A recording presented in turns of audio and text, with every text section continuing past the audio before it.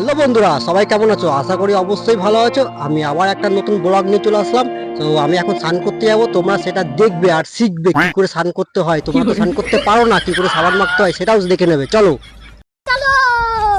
এটা কল, এটা জল, এটা বালতি, এটা মগ, পাটা মগ। আর এটা কি বলে? গায়ে মাখে, জানি না নাম, তোমরা বলে দাও। এটা সাবান।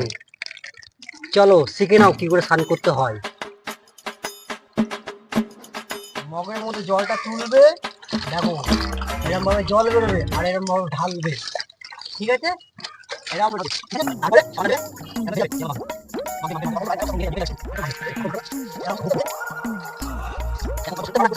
ঠান্ডা ঠান্ডা ফুল ফুল ফুল ঠান্ডা ঠান্ডা।